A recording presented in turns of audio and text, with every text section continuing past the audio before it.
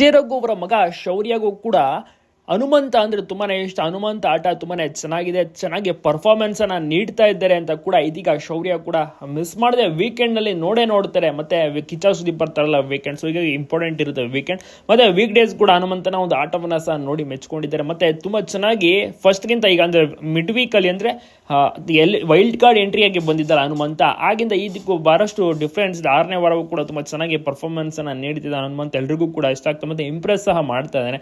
ಆತರ ಒಂದು ಮುಗ್ಧತೆ ಆಗಿರೋದು ಕೂಡ ತುಂಬಾನೇ ಚೆನ್ನಾಗಿದೆ. ಸೊ ಹೀಗೆ ವಿಜಯ್ ಅವರ ಮಗ ಶೌರ್ಯ ಕೂಡ ಶಾಲೆಯನ್ನು ಮುಗಿಸಿ ಬಂದು ನಂತರ ಹೋಮ್ವರ್ಕ್ ಅನ್ನ ಮುಗಿಸಿ ಬಿಗ್ ಬಾಸ್ ಅನ್ನು ಕೂಡ ನೋಡಕ್ಕೆ ಕುಳಿತು ಬಿಡ್ತಾರೆ 9:09ವರೆಗೆ. ಸೊ ತುಂಬಾನೇ ಇಷ್ಟಪಡ್ತಾರೆ ಬಿಗ್ ಬಾಸ್ ಕಾರ್ಯಕ್ರಮವನ್ನು. 9:30 ಆಯ್ತು ಅಂದ್ರೆ ಜನ ಎಲ್ಲರೂ ಕೂಡ ಕುಳಿತು ನೋಡುವುದೇ, ಊಟ ಮಾಡಿಕೊಂಡು ಬಿಗ್ ಬಾಸ್ ಕಾರ್ಯಕ್ರಮವನ್ನು. ಅಷ್ಟು ಚೆನ್ನಾಗಿ ಬರ್ತದೆ, ಕಂಪ್ಲೀಟ್ ಮನೋರಂಜನೆಯೂ ಕೂಡ ಸಿಗ್ತದೆ. ಜನರ ಒಂದು ನೆಚ್ಚಿನ ಕಾರ್ಯಕ್ರಮ ಆಗಿದೆ.